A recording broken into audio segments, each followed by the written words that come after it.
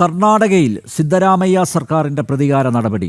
RSS ശതാബ്ദി ആഘോഷങ്ങളിൽ പങ്കെടുത്ത സർക്കാർ ജീവനക്കാരന് സസ്പെൻഷൻ. കേന്ദ്ര സർക്കാർ ഉദ്യോഗസ്ഥർക്കടക്കം RSSൽ പ്രവർത്തിക്കാം എന്നിരിക്കെയാണ് കർണാടക സർക്കാരിൻ്റെ കൈവിട്ട കളി. വിവരങ്ങളുമായി ശ്രീകാന്ത് ചേരുന്നു. ശ്രീകാന്ത്, കഴിഞ്ഞ ദിവസം കോൺഗ്രസ് അധ്യക്ഷൻ മല്ലികാർജുൻ ഖാർഗെയുടെ മകൻ പ്രിയങ്ക് ഖാർഗെ RSSൻ്റെ പ്രവർത്തനം നിയന്ത്രിക്കണം എന്നൊക്കെ ആവശ്യപ്പെട്ട് കർണാടക സർക്കാരിന് ഒരു ഹർജി നൽകിയിരുന്നു, ഒരു നിവേദനം നൽകിയിരുന്നു. അതിൻ്റെ അടിസ്ഥാനത്തിലാണോ ഇപ്പോൾ പ്രതികാര നടപടി? മാത്രമല്ല, കേന്ദ്ര സർക്കാർ ഉദ്യോഗസ്ഥർക്ക് അടക്കം RSSൽ പ്രവർത്തിക്കാം, അങ്ങനെ ഒരു ഉത്തരവ് തന്നെ ഇറങ്ങിയിട്ടുണ്ട്. പക്ഷേ കർണാടക സർക്കാർ RSSന് എതിരെ ശക്തമായ നിലപാട് സ്വീകരിക്കുന്നു. അതിൻ്റെ ഭാഗമായിട്ട് തന്നെയല്ലേ സർക്കാർ ജീവനക്കാരൻ്റെ സസ്പെൻഷനെ നോക്കിക്കാണേണ്ടത്? ശ്രീകാന്ത്, ഭീകരവാദ സംഘടനകൾക്കടക്കം എല്ലാ തരത്തിലുള്ള പിന്തുണയും, അതായത് പോപ്പുലർ ഫ്രണ്ട് പോലെയുള്ള നിരോധിത ഭീകരവാദ സംഘടനയ്ക്ക് പോലും പൂർണ്ണ പിന്തുണ നൽകുന്ന സർക്കാരാണ് കർണാടകത്തിൽ ഉള്ളത്. ഈ പോപ്പുലർ ഫ്രണ്ടിന് അനുകൂലമായ പ്രസ്താവനകളുമായി രംഗത്ത് വന്ന ആളുകളാണ് അവിടുത്തെ കോൺഗ്രസിന്റെ സർക്കാർ. ഏറ്റവും പ്രധാനപ്പെട്ട കാര്യം, അവരാണ് നിലവിലിപ്പോൾ കൈവിട്ട കളിക്ക് തുനിഞ്ഞിറങ്ങിയിരിക്കുന്നത്.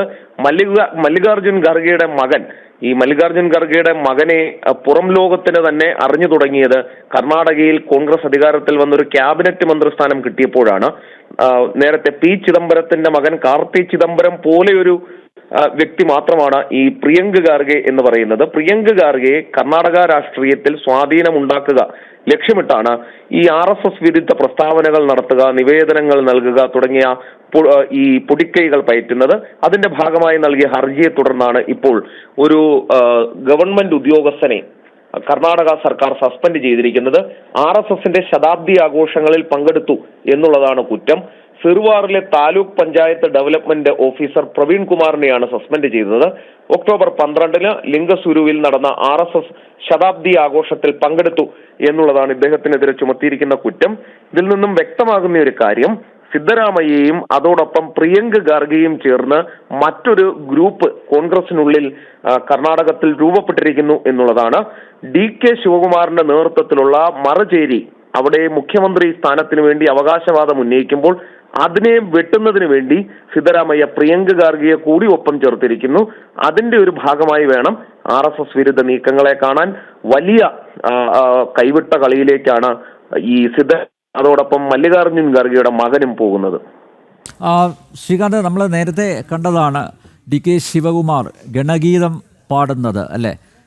ഒരു ഭാഗത്ത് ഹിന്ദുക്കൾക്ക് എതിരായിട്ടുള്ള, ഹൈന്ദവ ജനതയ്ക്ക് എതിരായിട്ടുള്ള നടപടിയുമായി സിദ്ധരാമയ്യ മുന്നോട്ട് പോകുന്നു. അതേസമയം DK ശിവകുമാർ അത്തരത്തിലുള്ള തീവ്ര നടപടികളിലേക്കൊന്നും കിടക്കുന്നില്ല. അപ്പം ശ്രീകാന്ത് നേരത്തെ പറഞ്ഞതുപോലെ കോൺഗ്രസ്സിന് അകത്തുള്ള പ്രശ്നങ്ങൾ, അന്തസംഘർഷങ്ങൾ, അതിൻ്റെ ഭാഗമായിട്ടായിരിക്കുമോ ഒരുപക്ഷെ ഇത്തരത്തിലുള്ള കടുത്ത നടപടികളിലേക്ക്, സസ്പെൻഷൻ അടക്കമുള്ള നടപടികളിലേക്ക് കടക്കുന്നത്? ഒരു സൂചന നൽകാൻ തന്നെയല്ലേ സിദ്ധരാമയ്യ സർക്കാർ ഉറച്ച് തീരുമാനിച്ചിരിക്കുന്നത്? ഇത് എടുത്തു പറയേണ്ട കാര്യം, നവംബറിൽ സിദ്ധരാമയ്യ ചുമതല ഒഴിഞ്ഞ് അത് DK ശിവകുമാറിന് മുഖ്യമന്ത്രി സ്ഥാനം നൽകേണ്ടതാണ്. അതായിരുന്നു ആ പാർട്ടിക്കുള്ളിലെ ധാരണ. പക്ഷേ നിലവിൽ സിദ്ധരാമയ്യ അതിന് തയ്യാറല്ല. ഒരു തരത്തിലും മുഖ്യമന്ത്രി സ്ഥാനം ഒഴിയില്ലെന്നും 5 വർഷവും ഭരിക്കും എന്നും അദ്ദേഹം പരസ്യമായി പ്രഖ്യാപിച്ചിട്ടുണ്ട്. പക്ഷേ DK ശിവകുമാറിനെ പോലെ ഒരാളെ അടിച്ചമർത്തി അങ്ങനെ അവിടെ ഭരിക്കണമെങ്കിൽ ശക്തമായ പിന്തുണ കൂടി വേണം. അതിനൊരു പിന്തുണ എന്ന നിലയിലാണ് ഈ പ്രിയങ്ക് ഖാർഗെയെ, മല്ലികാർജുൻ ഖാർഗെയുടെ മകനെ കൂടി കൂടെ നിർത്തിക്കൊണ്ടുള്ള ഈ RSS വിരുദ്ധ പ്രവർത്തനം എന്ന് കാണേണ്ടി വരും. കാരണം ഹൈക്കമാൻഡിനെയും അതോടൊപ്പം തന്നെ കർണാടകയിലെ ഒരു വിഭാഗം മുസ്ലിങ്ങളെയും ഒപ്പം നിർത്തുക, പ്രീണിപ്പിച്ച് നിർത്തുക എന്നുള്ളതാണ് DK ശിവകുമാറിനെ ഒതുക്കാൻ പറ്റിയ മാർഗം എന്നുള്ളത് സിദ്ധരാമയ്യക്കറിയാം. അതിനാലാണ് ഈ പ്രിയങ്ക് ഖാർഗെ ഒരു നിവേദനം കൊടുത്തയുടൻ തന്നെ കടുത്ത നടപടികളിലേക്ക് കടക്കുകയും ചെയ്തത്.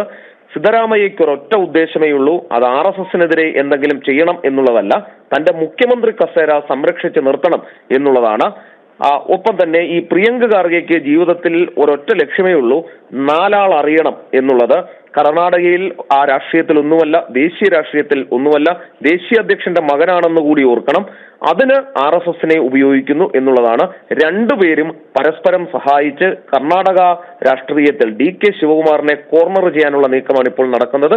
കാര്യത്തിൽ ഒരു സംശയവും വേണ്ട. ഒരാൾക്ക് പബ്ലിസിറ്റി സ്റ്റണ്ടാണ് നടത്തുന്നതെങ്കിൽ മറ്റൊരാൾ മുഖ്യമന്ത്രി കസേര ഉറപ്പിക്കുന്നതിന് വേണ്ടിയുള്ള പെടാപ്പാട് വിടുകയാണെന്ന് പറയാം. ശ്രീകാന്തിന്റെ നിരീക്ഷണങ്ങൾ ശരിയാണ്. കർണാടകത്തിൽ സിദ്ധരാമയ്യ സർക്കാരിൻ്റെ പ്രതികാര നടപടി, RSS ശതാബ്ദി ആഘോഷങ്ങളിൽ പങ്കെടുത്ത സർക്കാർ ജീവനക്കാരന് സസ്പെൻഷൻ, കേന്ദ്ര സർക്കാർ ഉദ്യോഗസ്ഥർക്കടക്കം RSSൽ പ്രവർത്തിക്കാം എന്നിരിക്കെയാണ് കർണാടക സർക്കാരിൻ്റെ കൈവിട്ട കളി. ശ്രീകാന്താണ് ഡൽഹിയിൽ നിന്ന് വിശദമായ വിവരങ്ങൾ നൽകിയത്.